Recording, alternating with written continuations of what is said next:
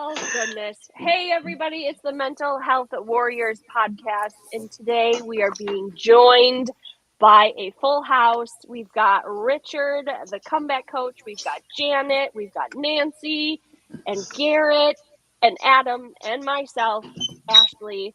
And we are going to do a little intro and then we're going to get into the show.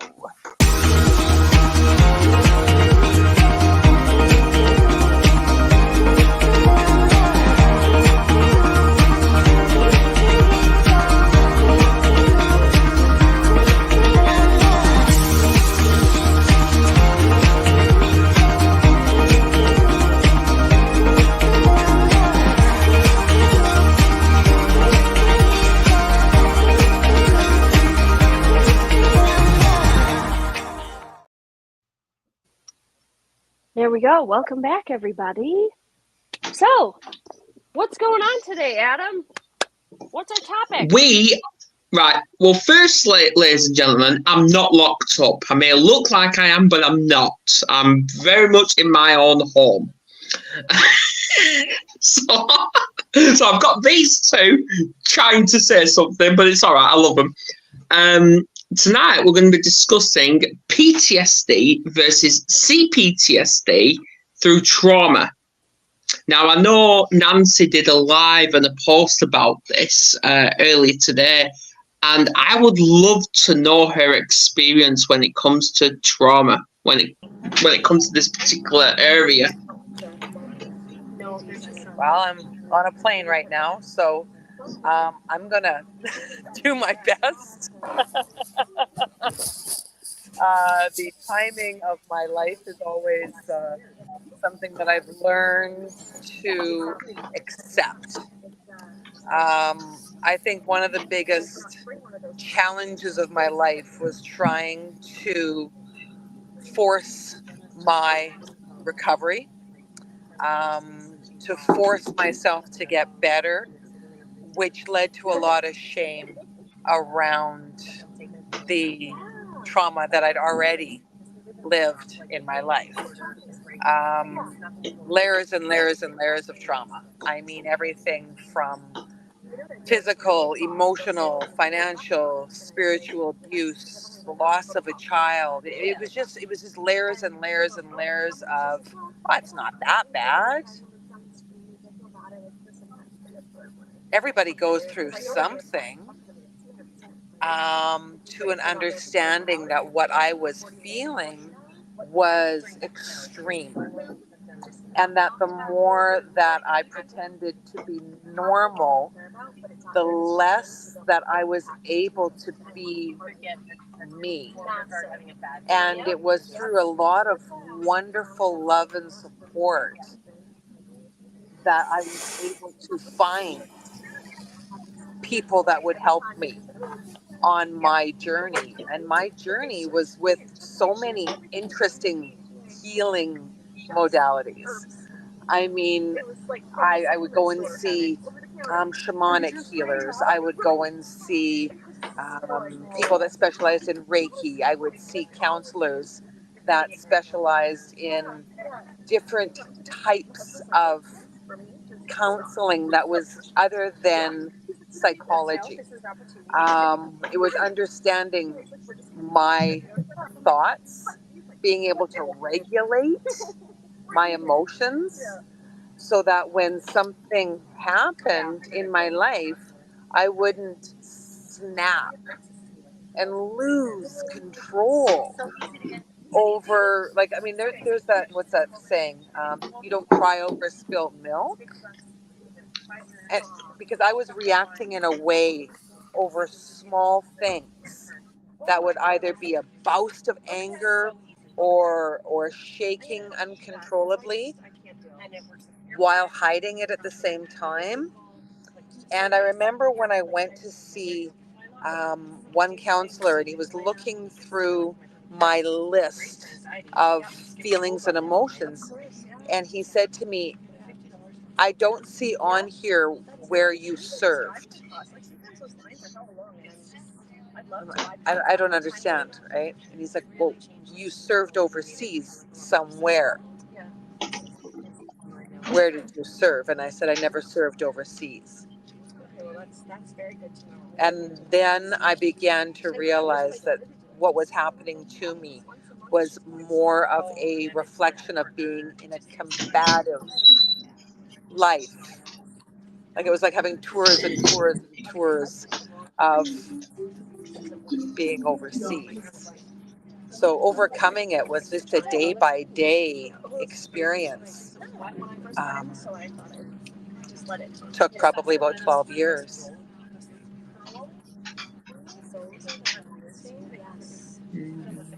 We don't know until we know. And Janet was very, very helpful in helping me understand the experience through the eyes of a first responder. So I'll pass it on to you as we're beginning to disembark the plane.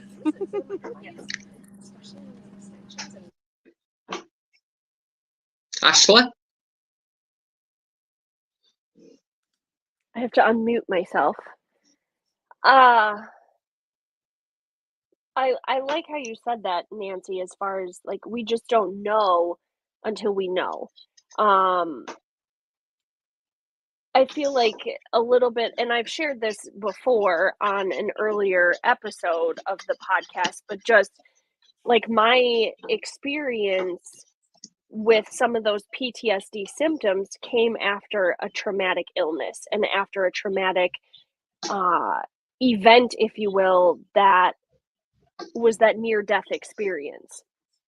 And even the recovery period during that was difficult for me. It was difficult for me to wrap my head around the expectations of other people that I placed on them. It was hard for me to wrap my brain around like things that had happened in our marriage and just the whole coming back to reality after a near-death experience like that, where this is life. Like, how do I reincorporate life but differently, where I pay attention to the priorities, the things that matter, like my kids and my relationships, and not let the little things make me explode into a rageful, burned out person because the expectations weren't met, if that makes sense.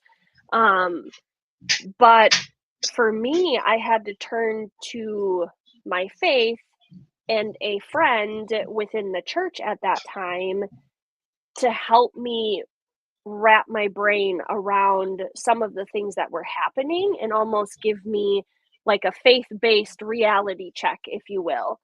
And just remembering that my value doesn't come from my spouse, it doesn't come from my kids, it doesn't come from anybody around me. But then it also shifted the perspective of now I have to start taking better care of myself. And what does that look like going forward? But I can remember the days of just sitting on my couch and just crying and not understanding like what is going on right now. This is not feeling like myself because I'm just an emotional mess. And there are times that even now we're coming up on the 6-year anniversary of that happening. And there's even times that I spend time reflecting on where I was to where I am now. So.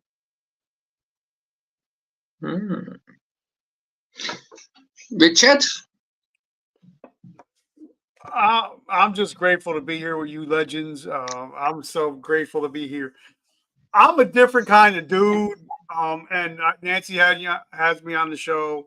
You've had me on the show. And my whole life got turned around by one conversation with a gentleman named Mr. Ed Milet. You might know Ed.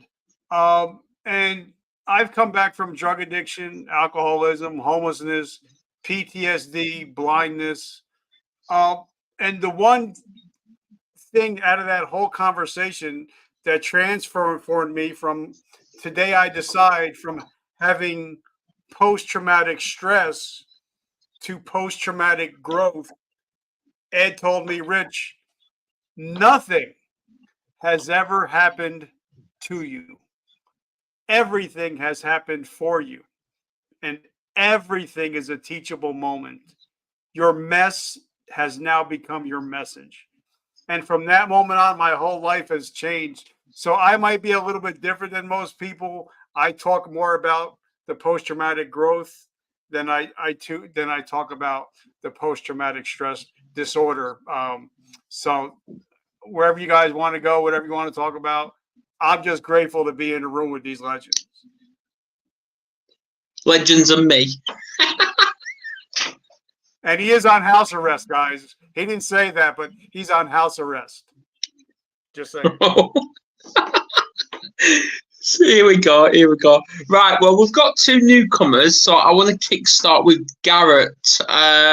Thanks for being here. Hope you're well.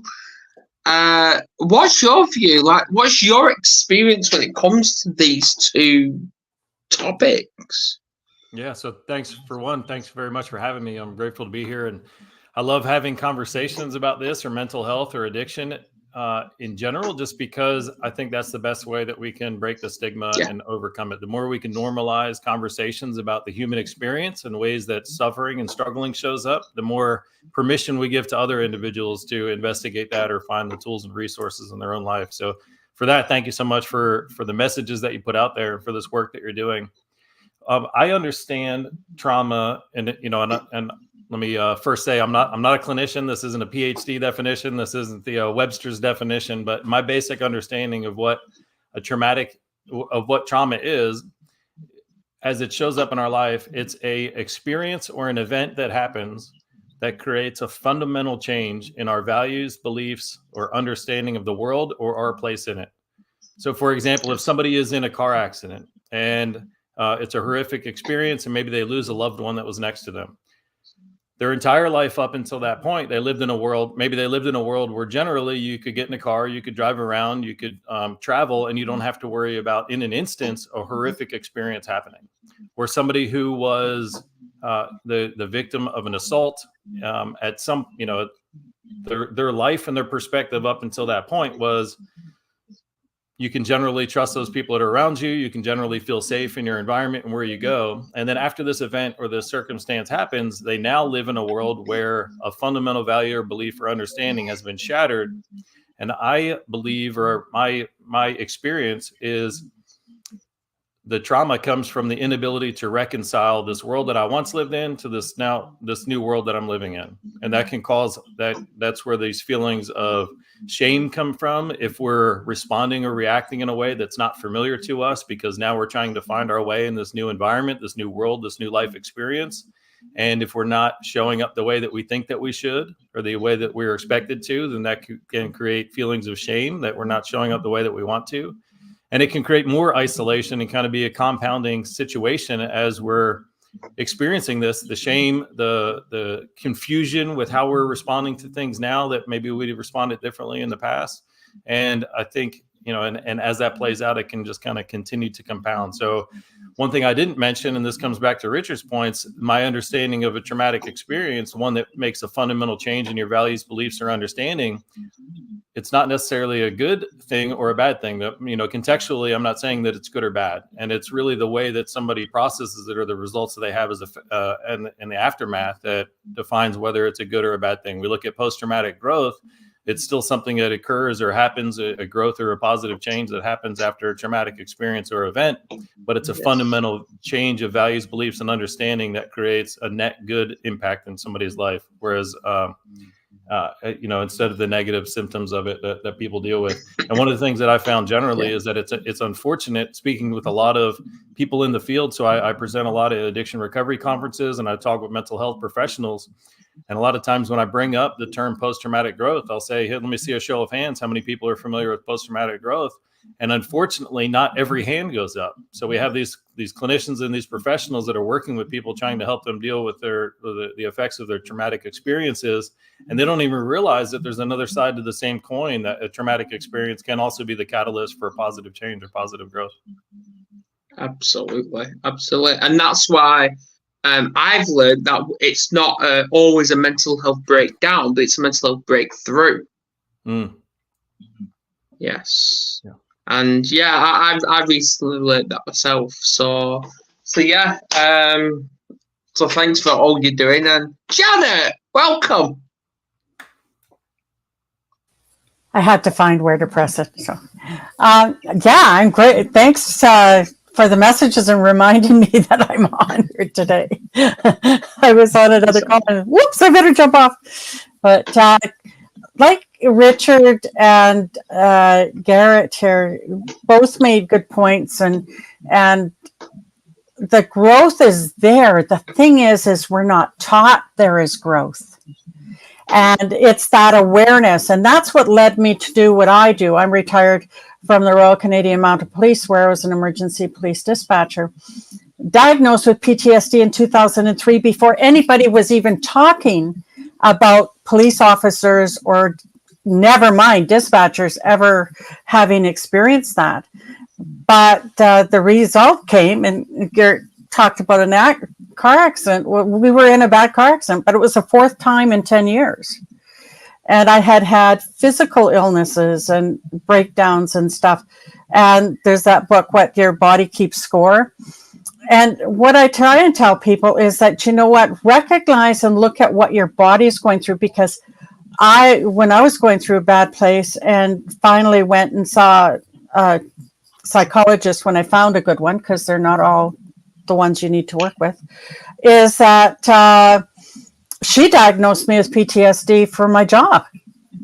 And I said, you know, I thought everything was car accident, but it was her. And I have to say, there are some amazing ones out there, but if you do not feel comfortable with them, please do not work with them. I had one that I would never pay anybody to go to see her.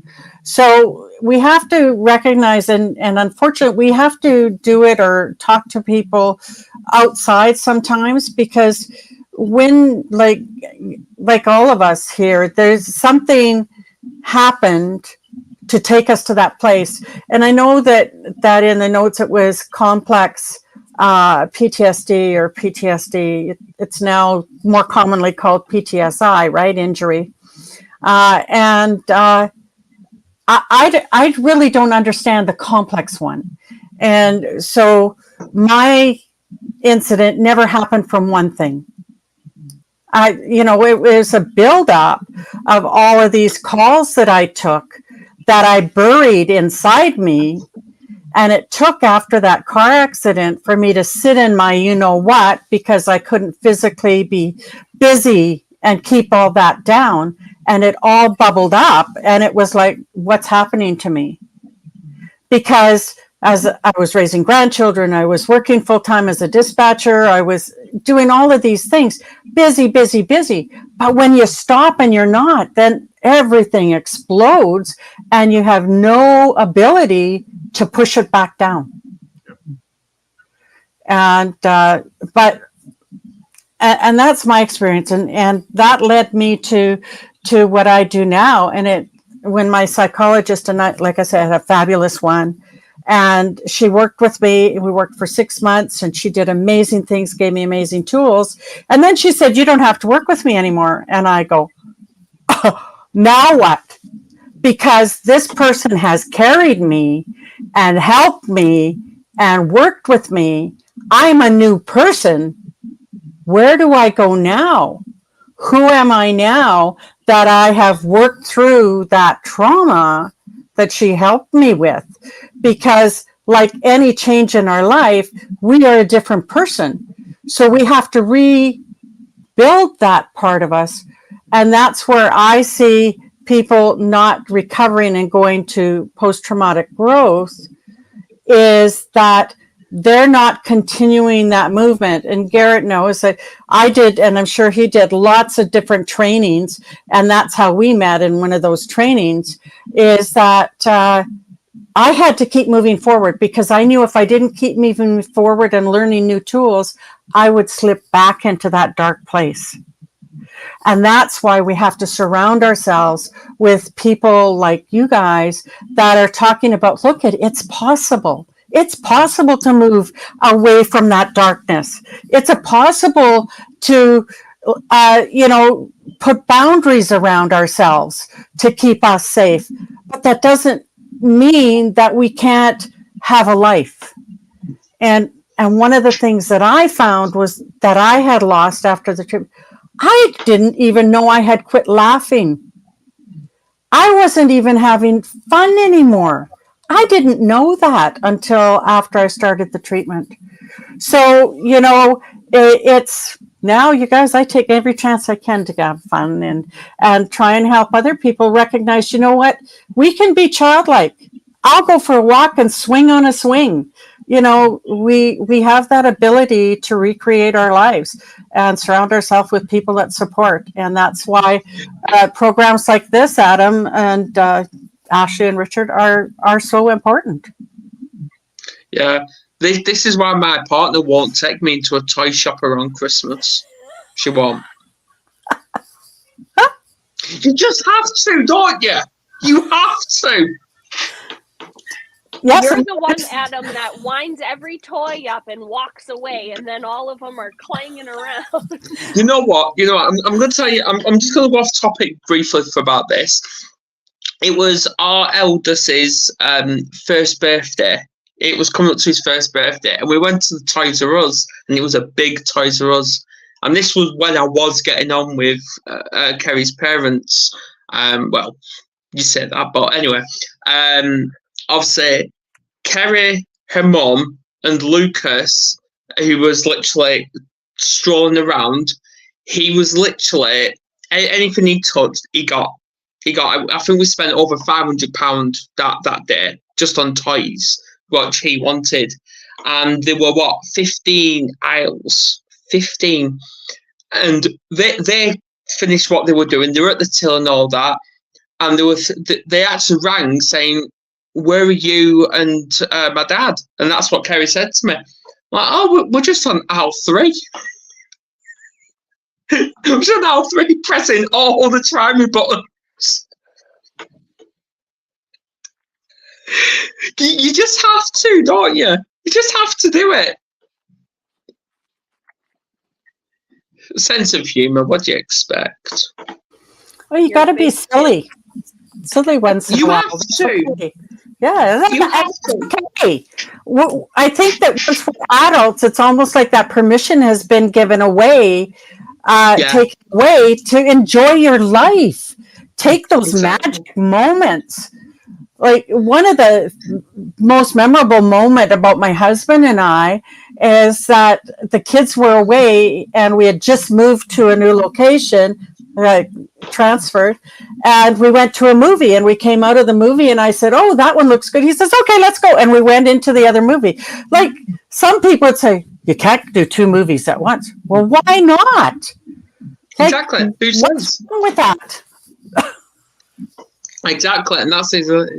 Well, it brings me to a question, and it's really it's been eating me to say it, and I want to know this. Now, we've all experienced some sort of trauma in our life. It doesn't matter what it is, but I want to know, what is the difference? So obviously, I already know what the difference between PTSD and CPTSD is. I already know that.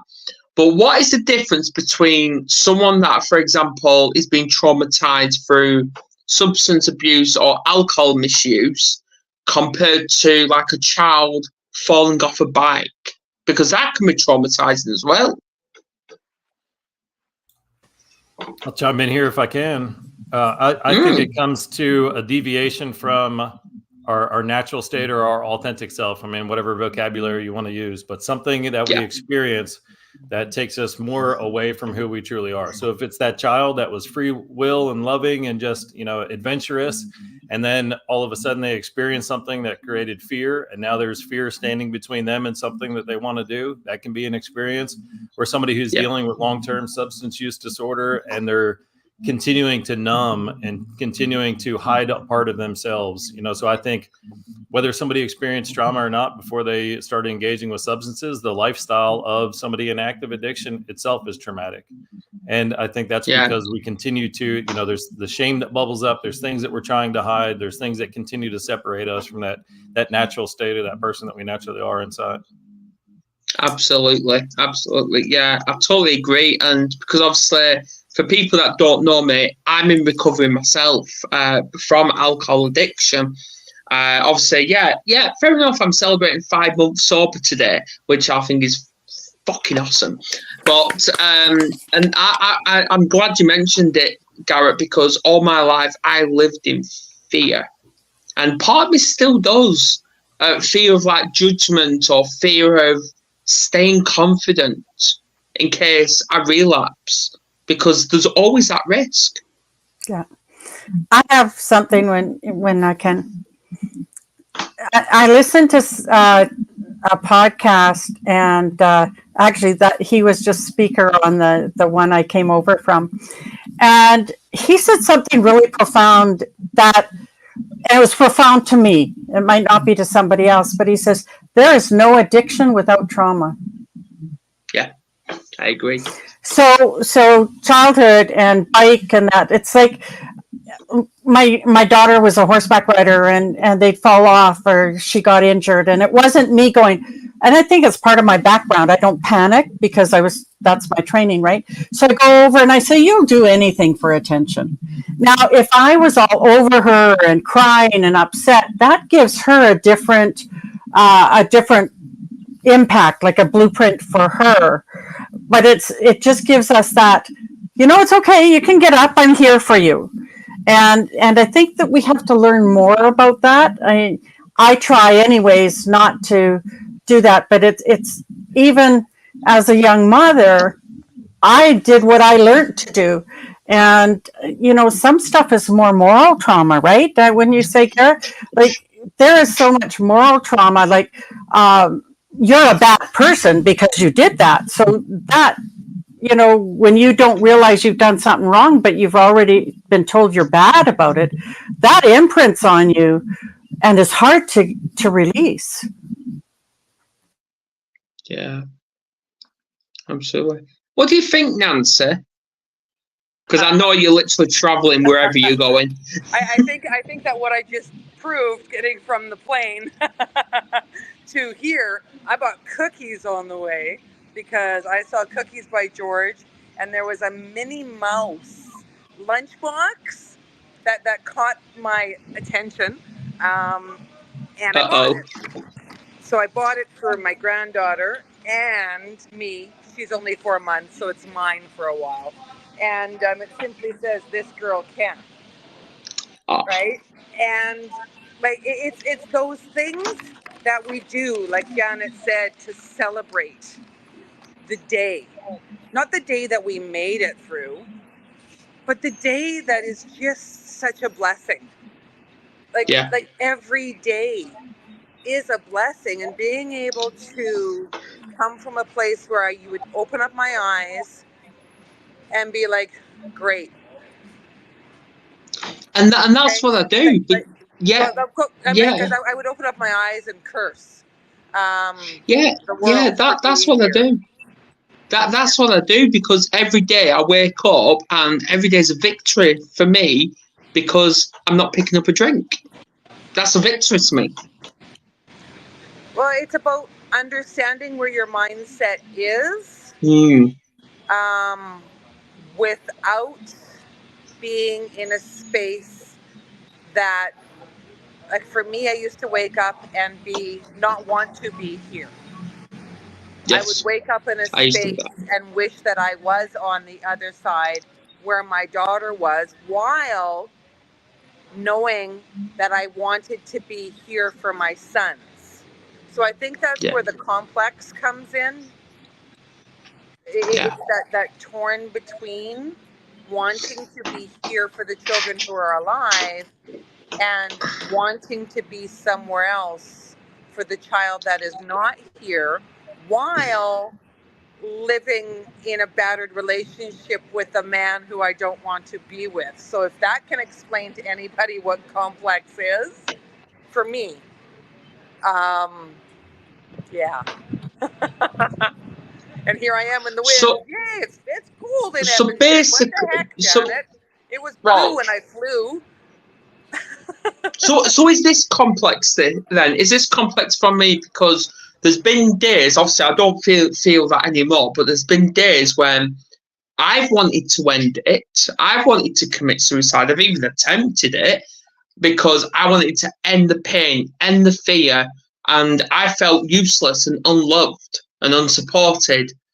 But at the same time, I'm thinking, well, there's kids there. If I go, what pain would that cause them? That'd be complex, won't it? I think the complex, what they're looking at is the different traumas that happen. If you take different stages in your life, and I don't know, Garrett, you might know, I'm not a therapist either, by the way. And it's just different things like, okay, you can have a complex, so you have a car accident or somebody passes away and that, and it's like all these different things are piled on top. And for me, I didn't consider myself complex but some people would, because it was never one incident that caused me to go to that place. I could never pinpoint one incident. There were a bunch of incidents that would come back. And yes, it's very cold in Edmonton. I want it to go away. Yeah, I think one of the things that compounds and makes things that complex is when you experience a traumatic experience or a traumatic event, and you never get a chance to come back to your baseline or your new baseline before you're exposed to the next traumatic experience. So it's just a constant, and it keeps you in that prolonged fight or flight state to the point where you just get confused and you get disassociated, and you can never find out who the new you is after that trauma because the next one comes too quickly. Absolutely, yeah. Yeah. You bring a big thing up, Garrett, is the disconnection, the disassociation. I didn't know I did that. I did that all the time when I was at work. And the other thing I did is I stopped breathing. If I was on an emergency call, I would hold my breath because I was afraid I wouldn't hear them properly. And these are things that is never talked about. But the disassociation, we can't do some of the things we do without disassociating. And then if you do it long enough, you don't even realize you're just, much like you said, I think it was Rich or Adam, you said, or even Ashly, I don't remember. One of you said that you just didn't seem to be right there. You were, couldn't connect. And that's so part of that. Mental illness, if we're disconnected, how can we work on ourselves and get reconnected? Mm-hmm. Yeah, absolutely. Ashly, you're quiet for once. I'm just listening. I don't have to have an answer for everything, right? I love having banter with you. It's freaking awesome. I tell my kid that all the time. You don't have to have an answer for everything. So I'm just absorbing. I'm listening. Stop picking on me, Adam. Well, I think a big part of what happens is that we vacillate between experiences. So when I was where I was before I came here was in Abbotsford, and before Abbotsford I was in Chilliwack. So I had gone as a support to a celebration of life with a beautiful family who I had not seen for over 40 years. So the me that they knew was like this cute little 4, 5, 6, 7, 8-year-old child who was now coming as a support in love, now as an end of life doula, now as an author, now as this person who is so much different than the child I was, or the adolescent who was an addict, the layers and levels of what I am now. So, like Janet was saying, I'm not a therapist. I'm a woman who has experienced many things and recovered on many levels. I have experienced. So I think it's a constant unfolding, evolving, and learning to be a better listener. like tremendously being a better listener so that I can hear and then ask questions so that I can clarify what I heard, ask if there is anything I can do to support. How can I support you? Because sometimes when we get that freeze, when we're going through trauma, we don't know. There's no word. Like when your suitcase is, your suitcase fell down and your baby bag fell down and you just don't know how to get on to the bus. Because you can't say in those moments of distress what it is that you need, because you don't know. Like there's that young mom who's so burnt out and so tired, and she goes to pay for her groceries and the transaction doesn't go through. How can you help in that moment? How about pay for her groceries? Like, this isn't rocket science, ladies and gentlemen. This is common, uncommon, spirits like uncommon, uncommon kindness. It's more than that pay it forward, pretty hashtag movie. This is like step out of your comfort zone and offer a stranger a ride. That's what I see. Again, I'm not normal. Yeah, and that's exactly what happens when I go to the meetings every Wednesday night. Somebody actually comes and picks me up, takes me to the meeting, and then brings me back. And I think that's, even though I don't know them that much, I only know them through the meetings, it's freaking awesome. Because that's an act of kindness. And I think so much help and so much permission to heal can just come. I love how we're all having this conversation, not from a clinical perspective, but from a real world, a lived perspective. Yeah. Because sometimes the most beneficial thing you can do for somebody is just be there with them, so they feel seen and heard and understood and supported. And when you've been through an experience that's similar, then you can oftentimes communicate a lot without having to say a word. Just having somebody around and they get that they're being seen, they get that they're being felt.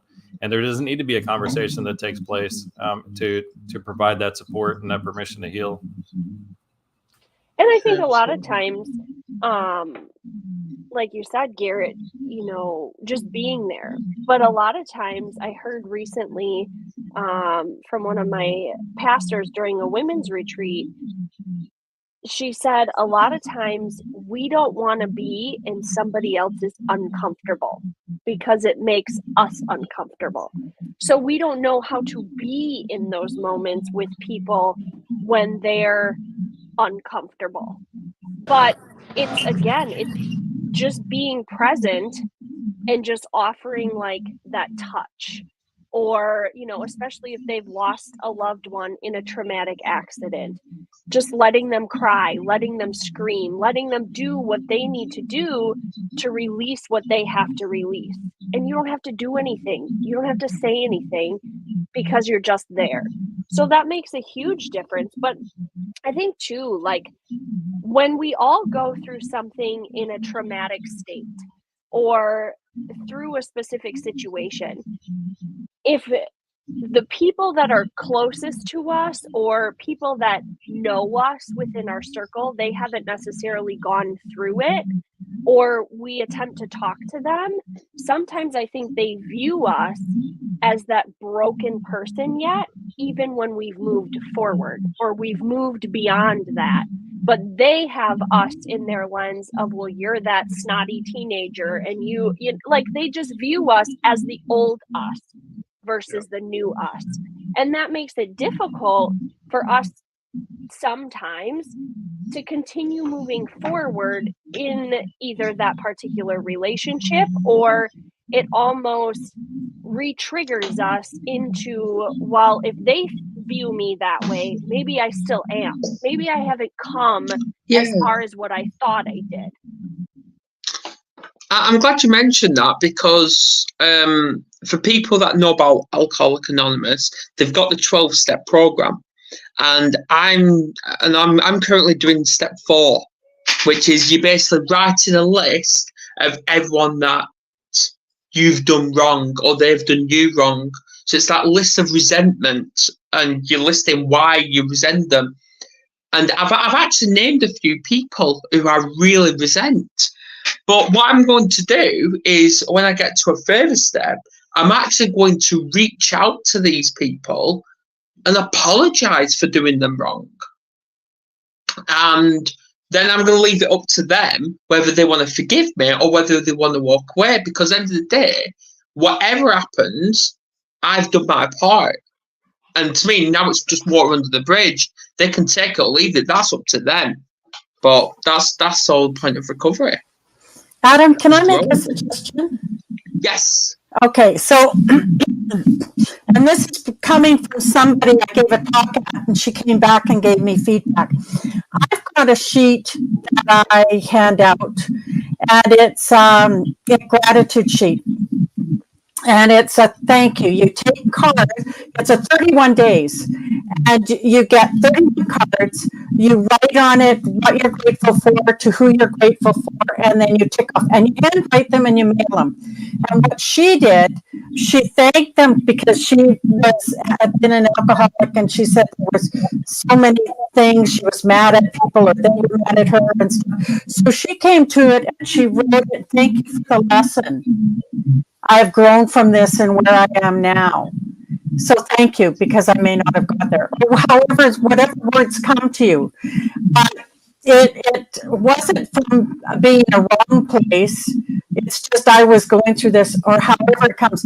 But she sent me a message. She says, Janet, I just went and got 30 cards and I just started writing. She says, unbelievable the messages she got back from people that she thought were mad at her or had done something, she thought they'd done something wrong, that didn't even remember what had happened, and they just gone on with their lives, whereas we hang on to it. So anyways, that's a suggestion. If you ever want a copy of that sheet, I can give it to you. But it's something that I like, and it's just that gratitude, right? Just that switch from being complaining to switching to being grateful.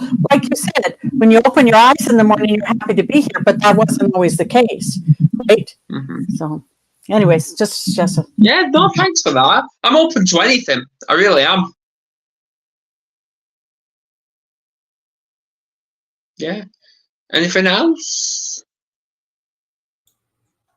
I love the aspect you talked about, really through this healing journey, you're giving yourself permission to be a human, permission to be somebody who's made mistakes, and and freeing yourself of carrying that personal resentment or judgment that you didn't right or wrong, or that you didn't try to, heal something or bring something to a close.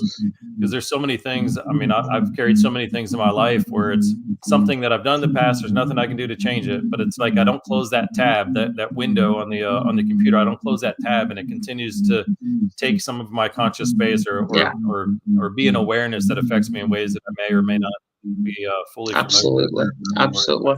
Yeah. And and I love that because I got 35 years in recovery, and if you robbed my old house, I don't give a shit because I don't live there anymore. You could steal my old car, it doesn't matter to me because I don't live there anymore. Yeah, I used to eat out of garbage cans, but now I eat filet mignon and lobster when I go out. I'm not that same guy. So yes, I may ask you for forgiveness for things I've done. But if you don't forgive me, that's okay too, because I'm not that guy anymore. And a lot of people, and it's water under the bridge, isn't it? And there's so many people that are so concerned about, well, what do people think about me? I really don't care what people think about me, but I care what people think about me. So I think that's something a lot of people, they go, especially during the holidays, Christmas, they call it the hurricane season when people are getting sober, because we're around everybody that knows the old Richard. The old Richard's dead. I'm not there anymore. I'm not that guy. And once you realize you're not that guy or girl, eventually once you've had enough time under your belt, people are going to start calling you, be like, "Hey, Rich, can you help my daughter? Can you help my son going through this?" So eventually, you're going to become a beacon of light. Because even though you're the black sheep of the family, and unfortunately, time takes time, especially in recovery. So you got 5 months. Yeah. That's awesome, but just for this 24 hours, that's all we can do. Absolutely, yeah. One day at a time. That's all it is. One day at a time. But the thing is, though, what's keeping me going is my partner's words. They're stuck there. Because I admit, I'm holding my hands up, and this is how powerless I was. I've been with my partner on and off now for over 15 years. And all them years, I saw alcohol as my partner, not her. And that hurt her. And when I was drinking, I didn't give a shit who I hurt. I didn't give a shit. But now I do. Now it's coming to me of why I'm doing it. And that's why I'm writing these lists.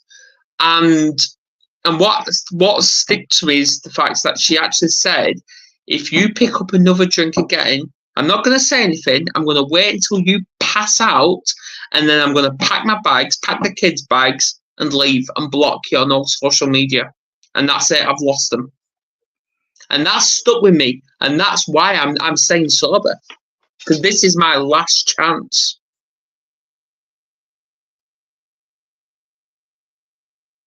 Yeah. I think both of those comments together are the impression that matters the most is the impression that we have of ourselves. Richard, you kind of talked about this. Yeah, somebody else's opinion of me. Okay, that should concern me a little bit, but it doesn't concern me as much as how I feel about myself. Because if I have a good, if I have a positive self-esteem or a positive estimate of myself, then I'm going to hold myself to a certain standard, and I'm not going to allow certain things to hurt me. And Adam, as you start that journey in recovery, maybe it is an external motivation at some point, but as you continue to progress and feel more worth of your own, and that internal motivation can switch back to, what, I love Adam so much that it's not worth reaching for that drink or doing that thing. Because absolutely, yeah. Because obviously I'm 5 months into it. I'm into my coming up 9th week of going to these meetings now. I've got a sponsor. I got a sponsor within my first month of recovery, and I just keep going one day at a time, and that's all it is. Yeah. And I asked my partner, how can I support you? Straight away, don't pick up a drink. And I'm like, okay, that's it. Is it easy? No. Are the urges there? Yeah. But I just keep going. But now I've got in that routine that if I get triggered, I either walk out the store or I repeat step 1 in my head. And that gets me through it. Yeah, beautiful. Yeah. Yeah, where we go? Oh, Glenn's here. Hi, Glenn. Hello, how are you? I'm fine. How are you? Well, doing pretty well, I think. I'm hoping I'm on time because I had 2 written down. Yes, we're literally 49 minutes into the show. Oh, okay. I apologize. Hey, no, it's all right. It's all right. We're always mixing up with time differences. The shit. It's time zones. And Glenn, I know Glenn too from the power of our story. Yeah. So I've organised a reunion here, then, haven't I? Yes, you have. So, Glenn, give us a little bit of an insight on what you think about PTSD and CPTSD. I think it's definitely there and it has effects on our behavior, but the resulting behaviors aren't our choices. So we've got to work through the PTSD issue so it doesn't influence our behavior. I'm big into self-accountability. And so there are things. I look at the choices I made, and there were some pretty bad choices in there, but I made them. I think that things can be worked through, and it doesn't always have to take medication or even the typical Western medicine treatments that they have. There are other things that also help out that I've kind of discovered, more holistic type things also. And so I kind of do a mix of Western and holistic. And that's rough. That in a nutshell. Awesome. Go on, Ashly. I know you want to say something. Why do you always assume that I have something to say? Because you look intrigued. Well, I mean, I like listening to stories that come in, and I take my little notes and I go about it. So tell me, Glenn, what kind of holistic treatments do you use? Because I'm all about like holistic versus Western medicine just in general, but I do understand that there are moments where, medications are necessary. So what do you do as far as that holistic piece? What are you shaking your head for? That holistic piece when you have something that triggers you or to cope with something that happens. One of my favorites is, have you heard of Tibetan bowls or singing bowls? They're bowls that are made by monks, and they rub with a stick and make a humming vibration and tone. And when I do those, that's one of my favorites. I do it a couple times a year just because it puts me in a trance at times. And I've had some awesome visions or dreams or whatever you want to call them from it. And that gives me a great calming thing. For me, the last time I actually was having nightmares and all kinds of things 4, 5, 6 times a month. And when I started going through things, and now I was down to 1 or 2 times a year, 3 times a year, maybe. And I got triggered when I was at an airport in Denver that was in November. Time flies. And I got out of there and I was wandering the airport. I've been there many, many times, and I was wandering the airport lost. I was, when I got down to the baggage carousel, everybody was gone except my wife and our luggage. So I wandered the airport in an area, one that I know well, probably for an hour. I don't know, because I lost time. Everything was gray and I couldn't figure out where I was at all. And to get through that one, 4 nights in a row was rough. And that's when my wife finally realized that, yeah, I wasn't messing around. Something was wrong. And for that one, I went up to Winter Park, Colorado. We were in Colorado, obviously. I went up to Winter Park, and I got out in nature. And once I parked in Winter Park, I didn't drive again for 3 days that I was up there. I walked the town. I walked up on the mountains. I got out in nature, and that's a big healer for me. And then that also gave me physical activity, which is huge for me also. And between the two, then after that, I didn't have any more nightmares. And I haven't had one actually since now, which I'm thinking about it. That's amazing to me. But that's how I got through that one. I have gone in for a session with the bowl, and that helps keep me calm. And so that's kind of what I did on those. And the last incident anyway. Well, I know Garrett's just posted something in the chat. Do you want to share it, Garrett?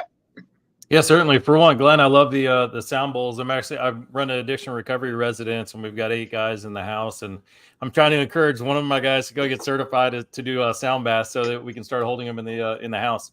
But what I had, I do have a resource, and I'm more than happy to offer that free to any of your listeners or anybody that's interested. It's called A Warrior Reset. And it talks about some of these self-care practices and things that we can do. But really, it's a combination of 4 different daily practices that I encourage people to do for at least 10 days. And altogether, it takes less than 15 minutes to do all 4 of them. And it looks at some different things from, our self-esteem, getting our confidence, our self-worth back, some empowered journaling, and a couple of physiological practices. One is diaphragmatic breathing. So just a very simple and basic kind of breath technique that we can use to reset our central nervous system and quiet that monkey mind sometimes. And then one of my favorite things, and I don't know, people either love it or they hate it, but cold exposure. I usually do it just a cold shower in the morning to help kind of reset that central nervous system. But for anybody that's interested, you can go there and check that out, the warriorreset.com. And there's a place where you can get a free download for that program if you'd like to try it out. Yeah. Awesome. So I don't know where to go from here. Well, I can say my big thing about working through trauma is communication. Yes. And that's what I preach. That's probably the number one thing, because if you don't get it out, it's going to eat you alive. And so and in my career, back when I was working, if we shared stuff, we would be found unfit for duty and let go. And so we didn't share and we didn't talk. And I think that's what really created my first issues, was having it all bottled up for 20 years. And then, and that's where all the nightmares and stuff started. And so communication is the biggest thing. That's why I'm lucky now. My wife now, I got another chance, thank goodness, because I blew it twice. Because I did not change, but when I changed me, I found a wonderful lady, and now she knows everything. We have no secrets whatsoever. And obviously, before you came on, I was just saying the same, because obviously I've been with my partner for over 15 years now, and obviously I'm a recovering alcoholic, and I saw alcohol as my partner, not her, and I used to hate her so much, and I didn't give a shit. But now I'm learning from that, and now I'm 5 months sober. Congratulations! All right, I'm going to put on my interviewer hat, podcast interviewer hat, and I want to ask this to the group because I find it's very interesting. We have veterans, we have first responders here. Why do you think that the average male in the United States lives to 78? But the average first responder or veteran lives to 58? Because they don't deal with it. They don't deal with their stress. They don't learn to. Yeah. My husband was a police officer for 28 years and left angry. And I have no doubt he had PTSD. And for 10 years, he was angry. And I think partners are very important to bring that out, like Adam, like your partner did. Me, I'd always had outside influences, but I think me going through what I went through helped him. And he had a heart attack at 43 years old. So when you talk of the stress that they carry without the release valve, right? The pressure cooker, you have that release valve. Well, when you're in the fields, like Glenn, you don't talk about it. And same with you, Garrett. You don't talk about it. And same with us. We can't go home and share our stories. He couldn't. I was a spouse for 10 years before I joined the force. So I didn't see, and spouses carry that. But it was in what I was doing. And when I saw different things in him, then what my treatment did help me say, okay, we're going to go and do something different today. And he just turned 77. So we're doing something right. Yeah, I agree with Janet, and we've had the conversation before. And it's absolutely true. The guys bottle it up. That's what we're taught as kids. I'm a guy. I got this. I don't need help. I don't need anybody. And guess what? That is absolutely incorrect.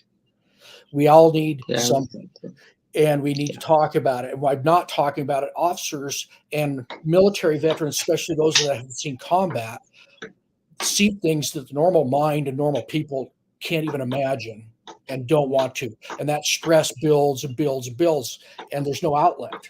The military and law enforcement are just taught we don't talk about it.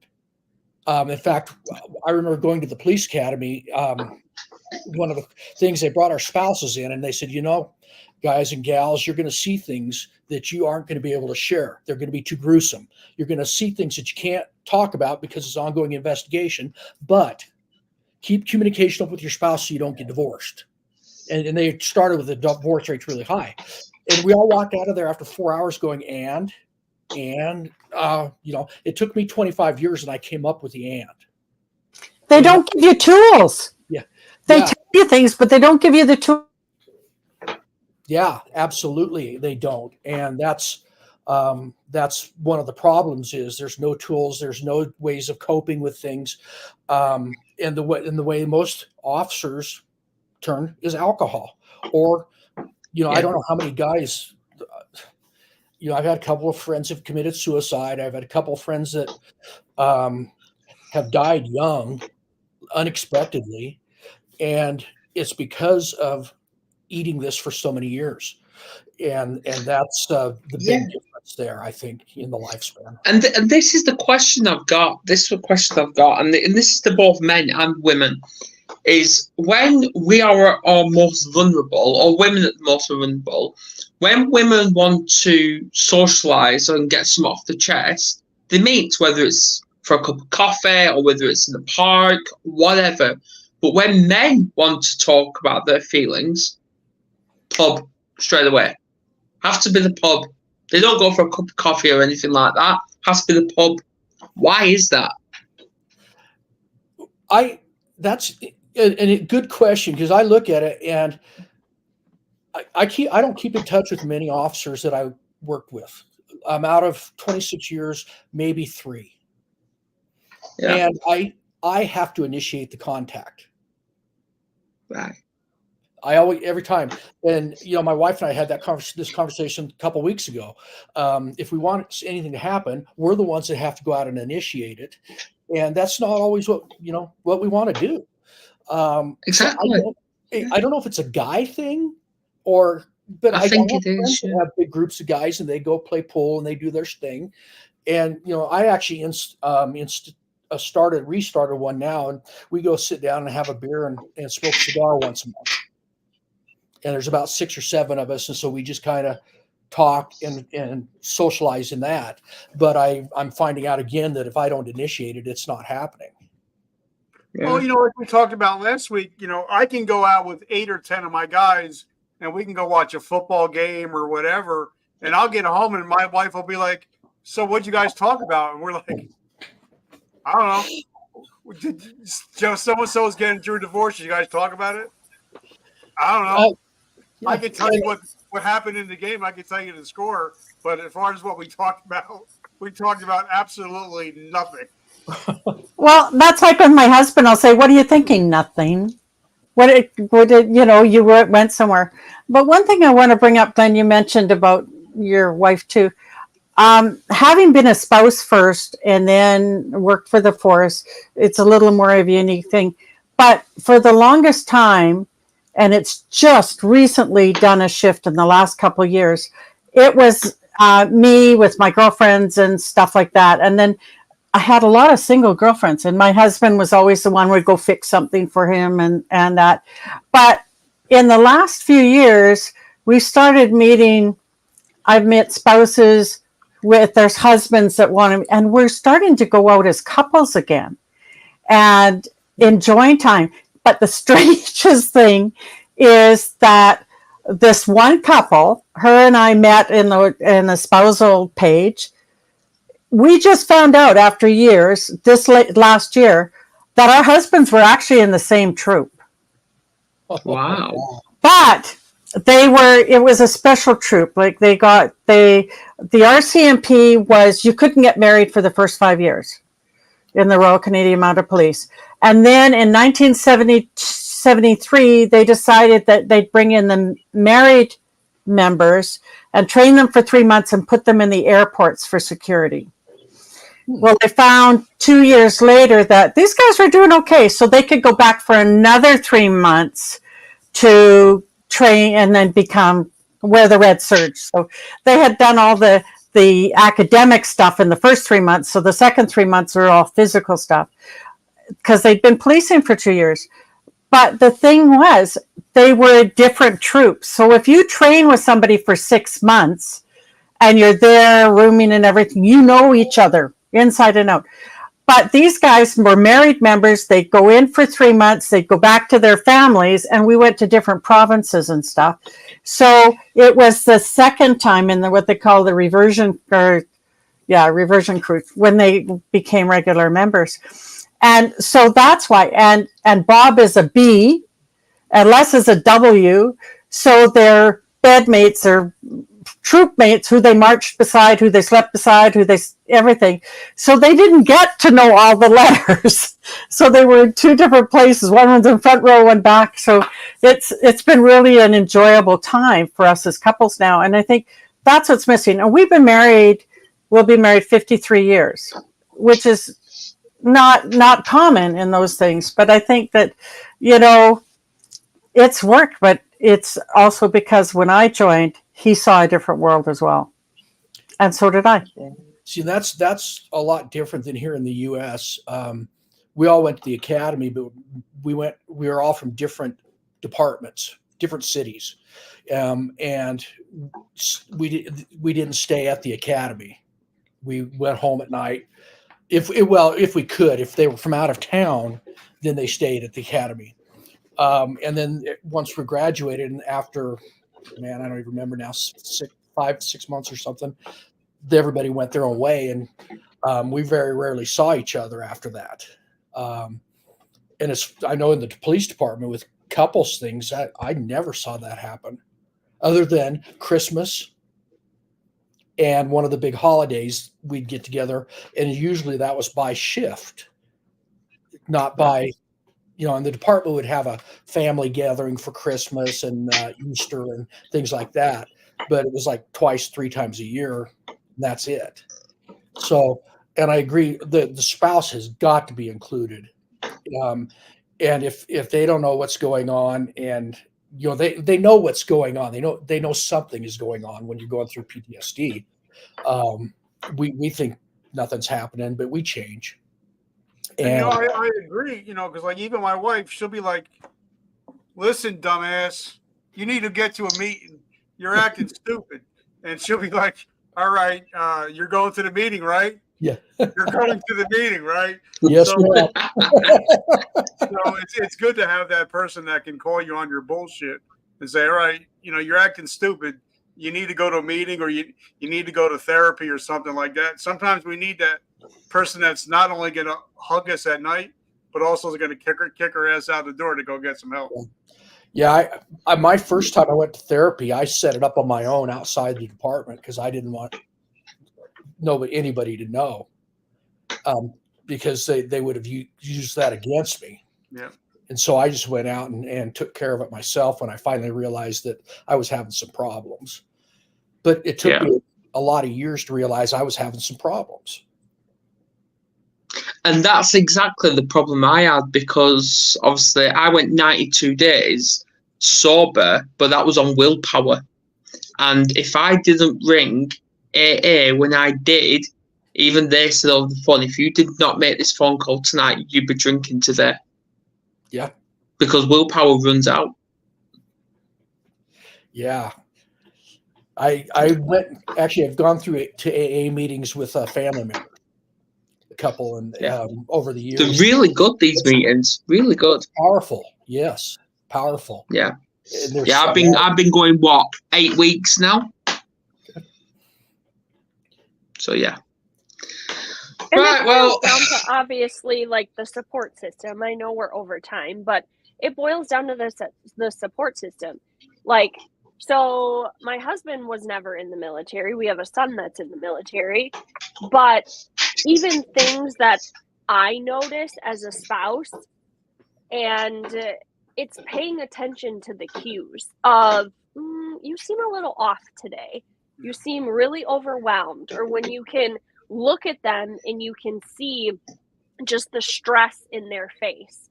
And it's recognizing that, calling it out. And sometimes it might even be where you as a wife, women that are listening, but you as a wife may need to reach out to one of their friends and say, "Hey, can you check on XYZ just to see, if they open up to you and talk to you about what's going on, because maybe they don't want to burden us as their spouse with what they're going through, or, whatever." But it's keeping those lines of communication, like you said, Glenn, open all the time, and being aware and knowing that you can be vulnerable with your spouse. If you don't feel that safety or that ability to be vulnerable with them, then maybe there's some evaluation that needs to happen. But in the end, that's the person that you're supposed to be able to be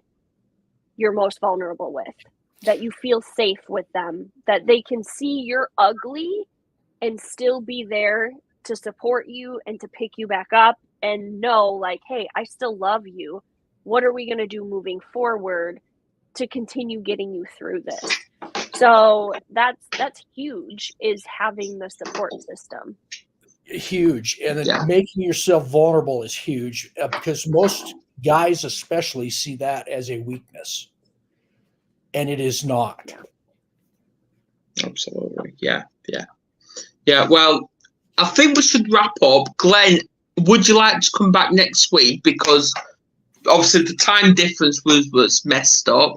And we're discussing embracing the challenge to reach the highest level. Yeah, I would love to come back, and I'm grabbing my calendar. Right. What time is it now where you are? It is now a little after 2:00, 2:15. Right. So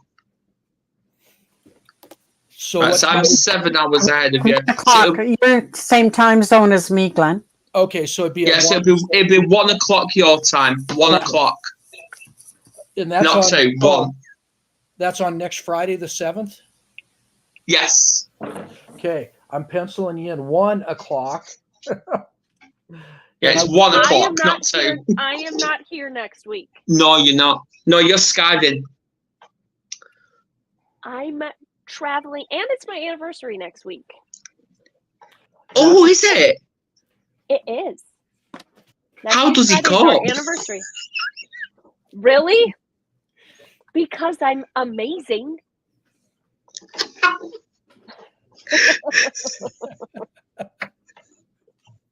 No, everyone's amazing. They really are. No, I was just kicked out because my almost 10-month-old decided he's going to try and video call me on WhatsApp.